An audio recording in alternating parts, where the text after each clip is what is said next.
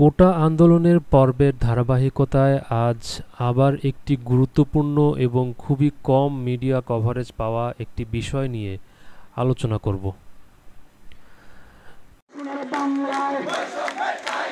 ছাত্রদের মাধ্যমে দেশে একটি স্থিতিশীল সরকার প্রতিষ্ঠা হলেও আমাদের দেশে বিভিন্ন সময়ে রাজত্ব করা মূলত দুটি সরকারকে দেখা যায়। যদিও এখন এই দুটি দলের কোনো দলই ক্ষমতায় নেই।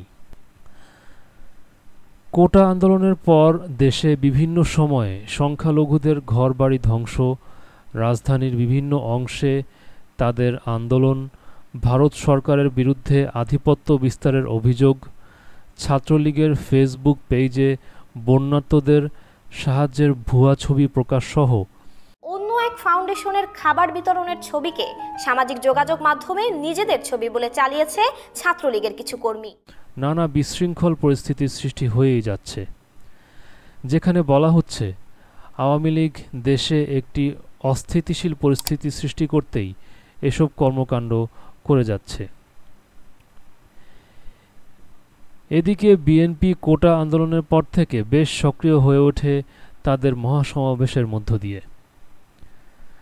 তাদের বিরুদ্ধে যদিও অভিযোগ ওঠে, বিএনপির বিভিন্ন অঙ্গ সংগঠন বিভিন্ন জায়গায় আওয়ামী লীগের গজিয়ে ওঠা বিভিন্ন সাংগঠনিক অফিসগুলো ব্যানার টানিয়ে দখলে নিতে শুরু করেছে। দখলদারি প্রতিষ্ঠা করতে কিছু স্থানে মরিয়া দেখা যাচ্ছে বিএনপির নেতাকর্মীদের। আওয়ামী লীগের ফেলে যাওয়া ইউনিট অফিসে বিএনপি ও এর অঙ্গ সংগঠনের সাইনবোর্ডের দেখা মিলছে।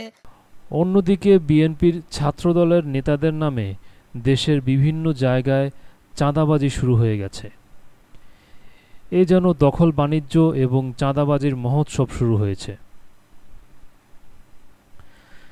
কিন্তু এখন প্রশ্ন হচ্ছে, কেন বাংলাদেশের এই দুটি বৃহৎ রাজনৈতিক দল জনগণের জন্য রাজনীতি করতে পারছে না, যেটা ছাত্ররা করে দেখিয়েছে? বিগত সরকার দেশের অর্থনীতি, শিক্ষা, খাদ্য, বাসস্থান সব ক্ষেত্রে দুর্নীতির আখড়া বানিয়ে ফেলেছিল।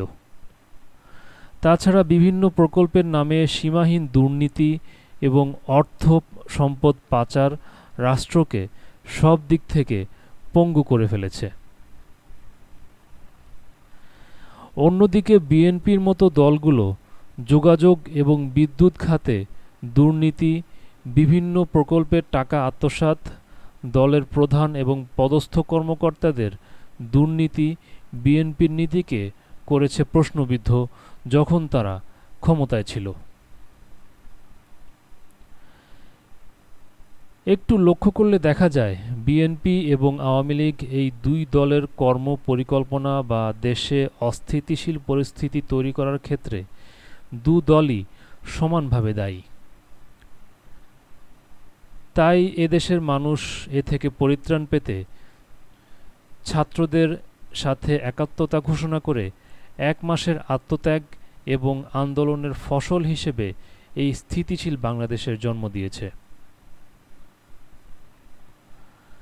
বিগত বছরগুলোতে আওয়ামী লীগ বিএনপি নামে দলগুলো দেশের বিভিন্ন খাতে দুর্নীতি, স্বজনপ্রীতি, ভোগ দখল করার মাধ্যমে যে অস্থিতিশীল পরিস্থিতি তৈরি করেছে তাতে জনগণ হাঁফিয়ে উঠেছে।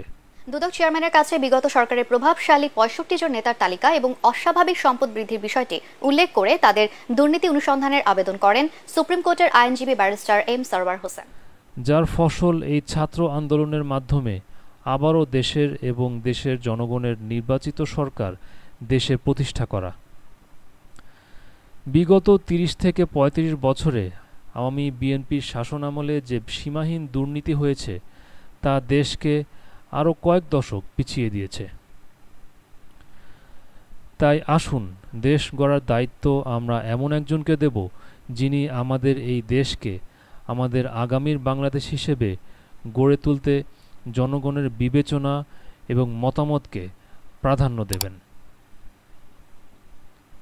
এই প্রত্যাশায় আজ এ পর্যন্তই।